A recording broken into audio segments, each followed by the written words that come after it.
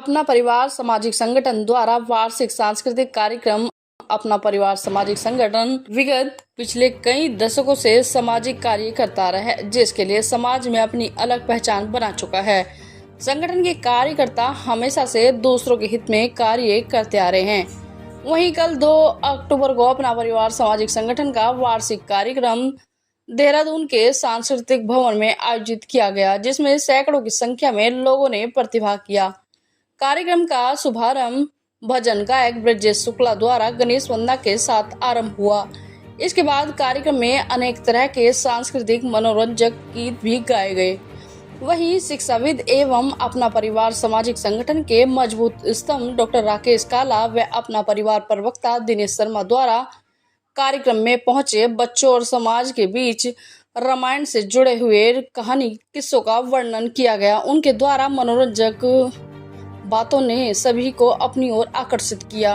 उसके बाद अपना परिवार के राष्ट्रीय अध्यक्ष पुरुषोत्तम भट्ट राजनीति पर दरकिनार करते हुए समाज हित के लिए लोगों को जागरूक किया। इसी बीच उत्तराखंड में पेपर लीक मुद्दे पर भी उन्होंने खुलकर कहा कि आज हमारे युवाओं के साथ अन्याय हो रहा है। देश का युवा परेशान है। बेरोजगारी, महंगाई से उत्तराखंड राज्य परेशान है। वही नौकरी के नाम पर कराई जा रही परीक्षाएं लीक होने पर छात्रों का भविष्य अधर में लटका हुआ है। इसके बाद हाल ही में सभी लोग गंभीर हो गए, जिसके बाद अध्यक्ष द्वारा गीत गाकर माहौल को बदल दिया गया।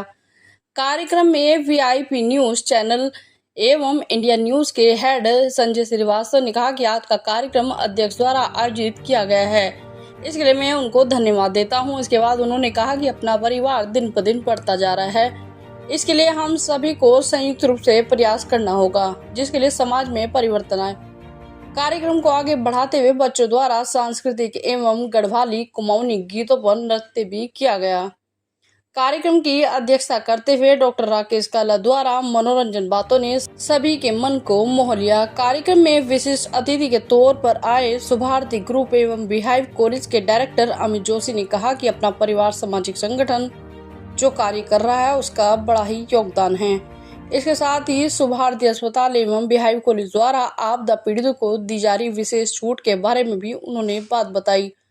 इसके बाद उन्होंने जय हिंद बोलते हुए अपनी वाणी को विराम दिया। कांग्रेस के वरिष्ठ नेता एवं अपना परिवार के संरक्षक राजेंद्र प्रसाद रतूड़ी ने अपने जीवन के अनुभव को लोगों के साथ साझा किया। अपना परिवार द्वारा किए गए कार्यों की भी उन्होंने सराहना की। कार्यक्रम में अपना परिवार के राष्ट्रीय अध्यक्ष पुरुषोत्तम भट्ट, पीयूष निगम, गोपाल भटनागर, बॉलीवुड सिंगर अनुप्रिया बेस्ट, रुचि भट्ट, अमित मखाना, ब्रजेश शुक्ला एवं अन्य लोगों के द्वारा गीत गाए गए। कार्यक्रम की समाप्ति पर महिलाओं को पुष्पमाला भेंट करते हुए उनका धन्यवाद एवं स्वागत किया गया। मेरी जवानी भी चुपचाप सादत नहीं देती, काट तो सकता था मैं भी उन दरिंदों का सर, मगर मेरी सरकार मुझको इजाजत नहीं देती। दोस्तों, वो मजबूती आपके माध्यम से मिलेगी। हमारे बीच में हरीश जी, रवि जी बहुत सुंदर वक्ता हैं, बहुत अच्छे कवि हैं, तो उनको भी सुनने का मौका मिलेगा। हमारे अग्रज बड़े भाई हैं, अच्छा अध्यक्ष जी भी कुछ कहना चाह रहे हैं। मैं चाहूंगा कि पहले अध्यक्ष जी हैं तो उनके भी बोलना ठीक रहता है। तो हमारे संगठन के अध्यक्ष जी हैं, मैंने लिखा हुआ था, जरा उसको पढ़ा लिखा हूं, थोड़ा पढ़ के बोल दूंगा। दोस्तों, कहते हैं कि एक और एक मिलके 2 हो जाए तो ये गणित होता है, एक और एक मिलके 11 हो जाए तो ये संगठन होता है, एक और एक मिलके एक ही रह जाए तो ये प्रेम होता है, एक और एक मिलने ना दिया जाए ये कूटनीति है, और एक और एक विरुद्ध के खड़ा हो जाए, मैं हला गया थोड़ा, एक और एक के विरुद्ध खड़ा हो जाए तो ये राजनीति है। ऐसी शख्सियत हमारे बीच में जिनके लिए मैं कहना चाहूंगा कि प्रेम का सागर लिखूं या प्रीति का गागर लिखूं, चेतना का चिंतन लिखूं या ज्ञानियों का गुंथन लिखूं। आप इधर देखो, तारीफ नहीं किया। प्रेम का सागर लिखूं या प्रीति का गागर लिखूं, चेतना का चिंतन लिखूं या ज्ञानियों का गुंथन लिखूं, रहोगे फिर भी आप अपरिभाषित चाहे मैं जितना लिखूं, निर्लिप्त योगेश्वर लिखूं या संतृप्त देवेश्वर लिखूं, कार्यकर्ताओं का अमृत लिखूं या भ्रष्टाचारियों का विष लिखूं, रहोगे आप फिर भी अपरिभाषित चाहे मैं जितना लिखूं। ऐसी शख्सियत हमारे लिए। धन्यवाद काला जी, आपको बीच में इंटरप्ट करने के लिए, क्योंकि एक्चुअली क्या है कि हमारे बीच में हमारे मुख्य अतिथि मनोज शर्मा जी आना है, लेकिन उनकी मदर की तबीयत बहुत ज़्यादा ख़राब होने की वजह से उनका मुझ पर फ़ोन आया कि मेरी मदर की तबीयत बहुत, क्योंकि उनकी मदर 90 साल की है। तो मैंने कहा चलो पहले माँ को देखना बहुत ज़्यादा ज़रूरी है, कार्यक्रम तो होते रहते हैं। दूसरा कहते ना ये सब संयोग है, हर कुछ लिखा हुआ है। हम इस बार 2 अक्टूबर को कार्यक्रम नहीं करना चाह रहे थे, इसलिए नहीं करना चाहते क्योंकि दशहरा है और शादियों का बहुत सीजन था। तो हमें मालूम था इस बार हम लोगों को बहुत दिक्कतें पड़ेंगी भीड़ के मामले में, हर मामले में। लेकिन क्या हुआ कि मैंने जब शहर में ऑडिटोरियम पता करे, क्योंकि टाउन हॉल अगले 6 महीने तक कुछ टाउन हॉल हमें मिलेगा नहीं, तो जो सर्वे ऑफ इंडिया का था ऑडिटोरियम, वो भी लगातार पूरे महीने बुक है, ये भी पूरे बुक हैं। तो नीता तो देखिए हमने कहा चलो चाहे जितने लोग आए हम 2 अक्टूबर का कार्यक्रम हम करेंगे, शहीदों को हम लोग याद करेंगे, उत्तराखंड आंदोलनकारी को। अवसर है कि मैं अपना परिवार के सारे सदस्यों से मिल रहा हूं और मुझे बहुत अब मुझे समझ आ रहा है कि एक संस्था में और अपना परिवार में क्या डिफरेंस है। यहाँ मैं पहली बार आया हूँ, लेकिन मुझे ऐसा नहीं लग रहा कि मैं यहाँ पहली बार आया हूँ। सो हम सब आई थिंक अपना परिवार की सालगिरह पे यहाँ पर हैं। तो सबसे पहले तो सालगिरह की बहुत बहुत बधाइयाँ आप सबको। और मैं ये कहना चाहूँगा कि आज के दिन पे हम सब लोगों को उन मूल्यों को याद करना चाहिए जो इंसानियत, इंसाफ और एकता की शान होती है। और श्री पुरुषोत्तम भट्ट जी के बारे में मैं क्या ही बोलूं, लेकिन इनकी लीडरशिप में अपना परिवार देहरादून के डाउन ट्रॉडन, कमजोर लोगों और पीड़ित लोगों की एक ढाल सी बना हुआ है। और इस संघर्ष बहुत ही सम्मानित अपना परिवार के अध्यक्ष आदरणीय भट्ट साहब, हमारे बहुत ही सम्मानित साथी, हमारे जो एनजीसी के डायरेक्टर भी रहे हैं, और जनता की सेवा में देवेंद्र सिंह जी, हमारे बुनियाल साहब जो अपने परिवार के बहुत ही जुझारू साथी हैं, आदरणीय काला जी, बहुत मेरे सम्मानित यहाँ पर बैठे हैं, बोगड़ा जी हैं, नेगी जी हैं, बहुत ही सभी हैं, सभी परिचित हैं। मेरा तो ये सौभाग्य है, मैं कहता हूँ अपना परिवार जब पूरी दुनिया में संयुक्त परिवार की परिभाषा खराब हो रही थी, खत्म हो रही थी, एकल परिवार शुरू हो गया था।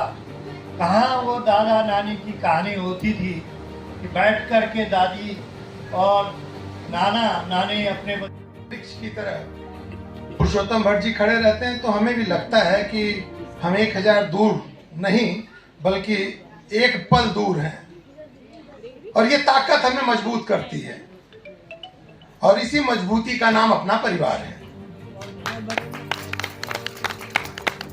एक संयुक्त परिवार की परंपरा होती थी जो कि बीच में लगभग विलुप्त हो चुकी थी, और उस विलुप्त परंपरा को अपना परिवार ने जिंदा किया।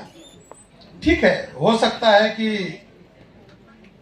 कार्यक्रमों के दौर में हम भीड़ के रूप में अपनी उपस्थिति न दे पाते हों, लेकिन दिलों में कितनी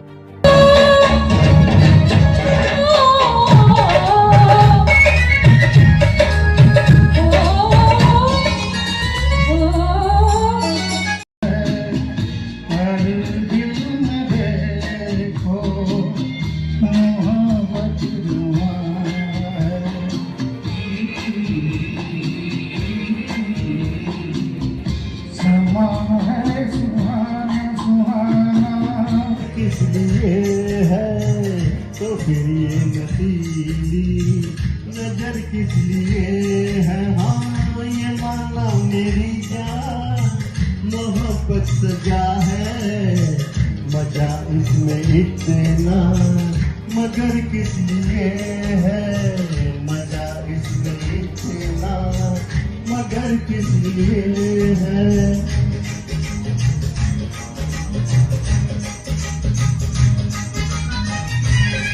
मेरी जवानी भी चुपचाप सादत नहीं देती।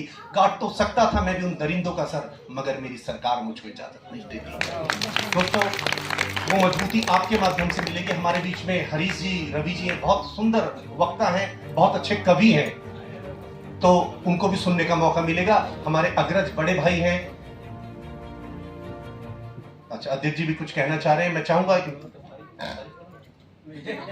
पहले अध्यक्ष जी हैं तो उनके लिए बोलना ठीक रहता है। तो हमारे संगठन के अध्यक्ष जी हैं, मैंने लिखा हुआ था, जरा उसको पढ़ा लिखा हूं, थोड़ा पढ़ के बोल दूंगा। दोस्तों, कहते हैं कि एक और एक मिलके 2 हो जाए तो ये गणित होता है, एक और एक मिलके 11 हो जाए तो ये संगठन होता है, एक और एक मिलके एक ही रह जाए तो ये प्रेम होता है, एक और एक मिलने ना दिया जाए ये कूटनीति है, और एक और एक विरुद्ध के खड़ा हो जाए, मैं हला गया थोड़ा, एक और एक के विरुद्ध खड़ा हो जाए तो ये राजनीति है। ऐसी शख्सियत हमारे बीच में जिनके लिए मैं कहना चाहूंगा कि प्रेम का सागर लिखूं या प्रीति का गागर लिखूं, चेतना का चिंतन लिखूं या ज्ञानियों का गुंतन लिखूं। आप इधर देखो, तारीफ लिखिए। प्रेम का सागर लिखूं या प्रीति का गागर लिखूं, चेतना का चिंतन लिखूं या ज्ञानियों का गुंथन लिखूं, रहोगे फिर भी आप अपरिभाषित, चाहे मैं जितना लिखूं। निर्लिप्त योगेश्वर लिखूं या संतृप्त देवेश्वर लिखूं, कार्यकर्ताओं का अमृत लिखूं या भ्रष्टाचारियों का विष लिखूं, रहोगे आप फिर भी अपरिभाषित, चाहे मैं जितना लिखूं। ऐसी शख्सियत हमारे बीच। धन्यवाद काला जी, आपको बीच में इंटरप्ट करने के लिए, क्योंकि एक्चुअली क्या है कि हमारे बीच में हमारे मुख्य अतिथि मनोज शर्मा जी आना है, लेकिन उनकी मदर की तबीयत बहुत ज़्यादा ख़राब होने की वजह से उनका मुझ पर फ़ोन आया कि मेरी मदर की तबीयत बहुत, क्योंकि उनकी मदर 90 साल की है। तो मैंने कहा चलो पहले माँ को देखना बहुत ज़्यादा ज़रूरी है, कार्यक्रम तो होते रहते हैं। दूसरा कहते ना कि ये सब संयोग है, हर कुछ लिखा हुआ है। हम इस बार 2 अक्टूबर को कार्यक्रम नहीं करना चाह रहे थे, इसलिए नहीं करना चाहते क्योंकि दशहरा है और शादियों का बहुत सीजन था, तो हमें मालूम था इस बार हम लोगों को बहुत दिक्कतें पड़ेंगी भीड़ के मामले में, हर मामले में। लेकिन क्या हुआ कि मैंने जब शहर में ऑडिटोरियम पता करे, क्योंकि टाउन हॉल पिछले अगले 6 महीने तक कुछ टाउन हॉल हमें मिलेगा नहीं, तो जो सर्वे ऑफ इंडिया का था ऑडिटोरियम, वो भी लगातार पूरे महीने बुक है, ये भी पूरे बुक हैं। तो नीता था कि हमने कहा चलो चाहे जितने लोग आए हम 2 अक्टूबर का कार्यक्रम करेंगे, शहीदों को हम लोग याद करेंगे, उत्तराखंड आंदोलनकारी